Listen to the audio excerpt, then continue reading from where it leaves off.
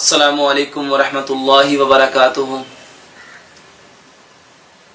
بہت سارے لیکچرز میں اور بہت سارے کومنٹس میں بھائیوں نے سوال کیا کہ جب ہم روزہ رکھ لیتے ہیں تو صبح صبح ہی نقاہت کا، کمزوری کا احساس ہونا شروع ہو جاتا ہے، تو ڈاکٹر صاحب کوئی ایسی چیز بتائیں کہ یہ صبح صبح ہی یہ جو کمزوری، نقاہت فیل ہونا شروع ہو جاتی ہے، ہم اس سے کیسے بچ سکتے ہیں۔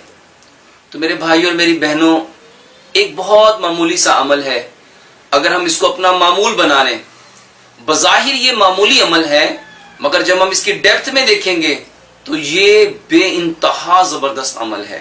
پیارے پیغمبر جناب محمد صلی اللہ علیہ وآلہ وسلم جو خوبصورت زندگی لے کے آئے ہیں میرے بھائیوں اور میری بہنوں، اس میں ہمارے زندگی کے ہر معاملے کا حل ہے۔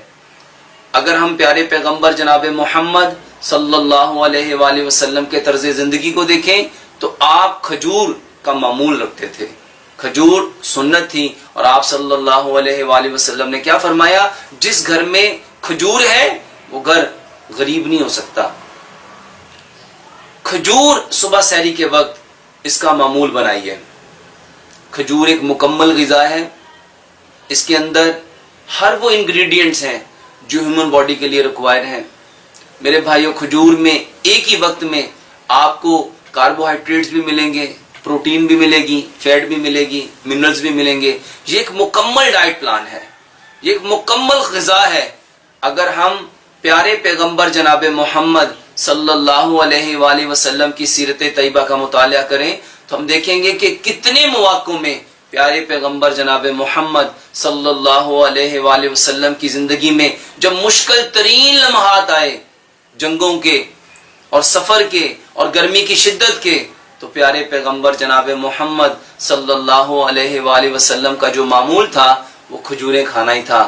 صحابہ کا معمول کھجور کھانا تھا۔ میرے بھائی اور میری بہنوں، اگر ہم چاہتے ہیں کہ ہماری زندگی 100% ہیلدی ہو تو اس کے لیے ہمیں کام وہ کرنے چاہیے جو پیارے پیغمبر جناب محمد صلی اللہ علیہ وآلہ وسلم کیا کرتے تھے۔ تو میرے بھائی اور میری بہنوں، کھجور سنت عمل ہے، اور ہمیں اسی نیت کے ساتھ ہمیں سحری کے وقت لازمی کھجور کھانی چاہیے۔ جیسے میں نے پہلے بھی لوگوں کو بتایا کہ ہمیں جو چیزیں ہم افطاری میں اہتمام کرتے ہیں میرے بھائیوں، اگر ہم وہ افطاری والی چیزیں اگر ہم سحری میں لینا شروع کر دیں تو میرے بھائیوں ہماری لائف بہت ہیلدی ہو سکتی ہے۔ ہم کیا کرتے ہیں؟ سحری مختصر سی لیتے ہیں اور افطاری ہیوی کھاتے ہیں۔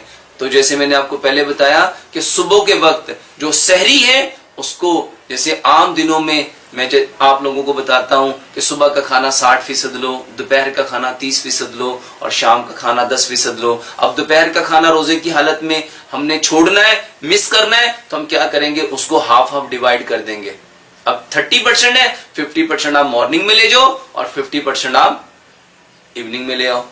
اب جب اس کو ڈیوائڈ کریں گے تو صبح کا کھانا 60% تھا، 15% جب اوپر جائیں گے تو وہ 75% ہو جائیں گے۔ تو بریک فاسٹ جو ہے، سحری جو ہے میرے بھائیوں، وہ 75% کرو اور افطاری 25% کرو۔